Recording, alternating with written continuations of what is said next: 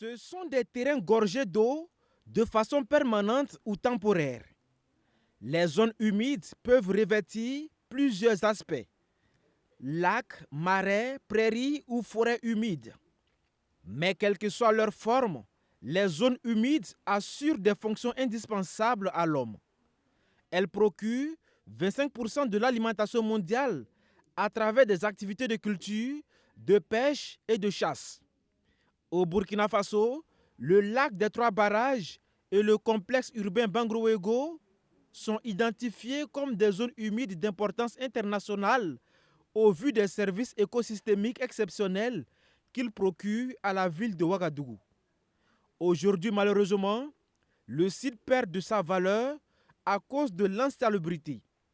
C'est pourquoi le ministère en charge de l'environnement et la mairie de Ouagadougou y tiennent cette activité de salubrité. Et au sein de la commune de Ouagadougou, nous avons une convention qui nous lie avec le ministère de l'Environnement, de l'eau et de l'assainissement depuis 2001. Et cette convention nous donne la gestion du parc urbain Bangroego. Et nous estimons que ce poumon vert au profit de la population de la commune de Ouagadougou se veut être beaucoup plus salubre.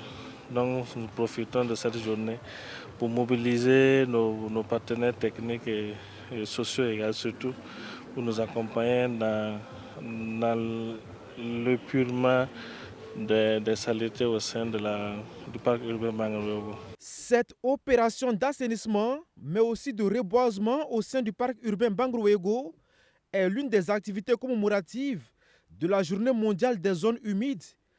Il faut dire qu'à travers cette célébration, le ministère de l'Environnement, de l'eau et de l'assainissement et l'ensemble de ses partenaires entendent donner un coup d'éclat à l'action de promotion de la gestion durable des zones humides et partant pour le cas spécifique du Burkina, accorder en tout cas un regard particulier sur les questions d'assainissement des écosystèmes. Et je crois que la rencontre de ce matin s'inscrit dans cette veine qui vise à donner plus de dimensions, donner plus d'éclat aux actions qui sont conduites dans l'optique de promouvoir la gestion durable des zones humides qui sont d'un intérêt capital pour l'ensemble des êtres vivants sur Terre. D'une superficie de 240 hectares, le parc urbain Bangroego est aujourd'hui inscrit sur la liste des zones humides protégées, de même que le bassin du Sourou, partagé entre le Mali et le Burkina Faso. Et nous sommes vraiment très satisfaits des progrès faits par le Burkina, malgré les défis du moment.